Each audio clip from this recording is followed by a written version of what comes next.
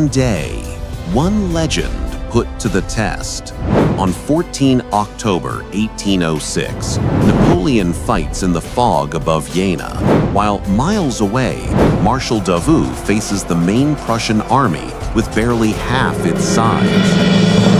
3 days later, French troops enter Berlin. How did speed, discipline, and a ruthless pursuit crack a kingdom that once terrified Europe? Stay with me. This is Jena-Auerstädt. 2 fronts, 1 victory. A year earlier, Austerlitz had shattered the Third Coalition. Napoleon redrew Europe at will. Messina toppled Naples. Joseph and Louis Bonaparte claimed thrones. Bavaria and Württemberg rose to kingships. The Confederation of the Rhine pledged 60,000 men, and the Holy Roman Empire, Charlemagne's old ghost, was dissolved. Yet war still burned. Britain, Sweden, and Russia remained hostile. And in the summer of 1806, every eye turned to Prussia. King Frederick William III mistrusted Napoleon. Queen Louise, beloved and bold, fanned the court's war fever. Then came Hanover, French-occupied, dangled as compensation to Prussia, only for Napoleon to quietly offer it back to Britain in a separate deal. Insulted, Prussia sent an ultimatum without coordinating with its new allies. The Russians were far away. The British were at sea. Prussia would stand largely alone, with only Saxony nearby. Its army still basked in the old glow of Frederick the Great, proud infantry, elite cavalry, and drill book precision. But decades of peace had set like concrete. Elderly generals, clogged staff work, personal rivalries, predictable movements. Reputation glittered, the machine had rusted. Napoleon marched into Saxony with 166,000 men and 256 guns, in 3 columns, slipping through the forests of the Thuringia Wald on roads scouted by spies and engineers. He aimed to threaten Leipzig and draw the Prussians into a decisive fight. He thought they were near Gera. They weren't. The main Prussian force under the Duke of Brunswick was further west, massing near Erfurt on the far bank of the Saale. On 10 October at Saalfeld, Lanes smashed a Prussian vanguard. Prince Louis, the king's cousin, fell fighting, a shock that echoed through Prussia. 3 days later, Lanes sighted a large Prussian force near Jena and called in Napoleon. The emperor believed he'd found the main army and began concentrating for battle. He ordered Bernadette and Davout to cross the Saale and fall on the enemy's flank from the north. But Lanes actually faced a powerful rearguard under Hohenlohe, while Brunswick's main army was moving straight toward Davout. 2 fronts were forming, one by design, one by accident. Dawn breaks over Jena under a heavy lid of fog. Lannes' corps clings to the heights, fighting to widen a foothold so the rest of the army can deploy. Cospeda, Clausewitz, Lutzeroda, village names turn into anchors in a gray sea. Marshal climbs onto the left through a ravine. Soult heaves up steep tracks to form on the right. Napoleon rides to the center and concentrates a 25-gun battery to smash Viernheiligen. The village falls, then a fierce Prussian counterattack hurls the French back. Smoke, shouting, and musket flashes tear the mist. Soult tightens his grip on Clausewitz, but takes a hit on his exposed right near Rödigen.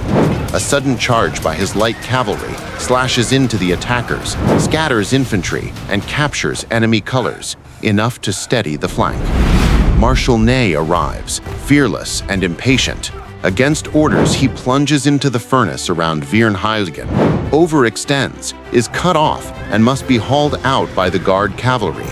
For a moment, the line wavers, then cohesion returns, the French frontage thickening as more units crest the heights. General Hohenlohe waits for Ruchel's 15,000 to arrive. He shores up his line and trades limited counterblows, but time bleeds away. Napoleon began the day with roughly 25,000 men. By midday, a steady stream of marching columns has swelled his strength to nearly 96,000. As the emperor passes the Imperial Guard, a young soldier dares to shout, "Forward!" Napoleon stops to rebuke the beardless youth, then orders a general advance. The French line rolls ahead to the beat of drums. The Prussian front bows, then breaks. Marat's cavalry pour through the seams, sabers flashing, riding down rear guards and splintering units across lanes and fields. Ruchel's 2 divisions finally arrive, only to be hammered by cannon, outflanked, and shattered by cuirassiers. Jena is turning from a contested plateau into a route. Meanwhile, miles to the north near Auerstädt, Davout marches expecting to hit the Prussian left at Jena, and instead runs headlong into the main Prussian army under the Duke of Brunswick. He has 27,000 men and 48 guns. The Prussians have roughly twice that. Bernadotte, ordered to support him, is nowhere in sight. Davout, steady as iron, forms his 1st Division around Hassenhausen. Infantry squares rise to meet Blücher's cavalry. Volleys crack, horses wheel away. The line holds. 2 battles, 1 day. And at Auerstädt, the smaller army refuses to break. Holding fast at Hassenhausen, the Prussian attacks come on slow and poorly aligned. Some units lunge, others wait, and momentum dies in the gaps. Blücher's cavalry hurls itself at the French squares again and again, only to shear away under volleys and grape shot. Davout's remaining divisions arrive and lock into the line. He spends men carefully, never his nerve. The center of gravity will not move, and then fate intervenes. A shot tears into the Duke of Brunswick, a mortal wound. Shock ripples through Prussian command. King Frederick William takes over. Several formations remain idle, and convinced he faces Napoleon himself, the king hesitates. Minutes slip, initiative drains, and with it, the army's last chance to press its advantage. Davout decides the moment. French battalions pivot from defense to attack, step off through smoke, and drive at the Prussian line with measured volleys and well-timed guns. A seam opens, then widens. The larger army wavers, turns, and at last breaks into flight. Against 2-to-1 odds, Davout wins the field at a terrible cost, roughly 1 in 4 killed or wounded, but the victory is unmistakable.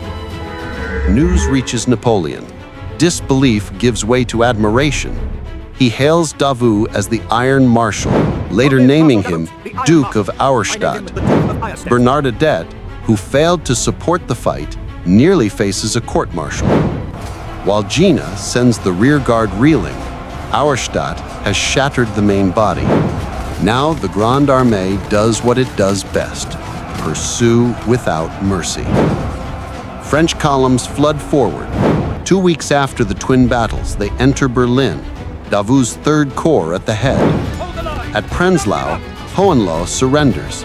At Lübeck, Blücher fights hard, is driven out, and yields with 20,000 men. At Magdeburg, 25,000 more capitulate to Ney. In just 33 days, Prussia loses around 20,000 dead, 140,000 prisoners, 800 guns, and 250 standards. A legend forged under Frederick the Great lies broken, its humiliation seared into memory, already feeding the resolve for a reckoning to come. Jena breaks the rearguard. Auerstädt breaks the army. Together, they cracked the kingdom. Speed, preparation, and resolute command outmatch reputation, bureaucracy, and delay. 2 fronts, 1 victory, and the road now turns east toward Russia.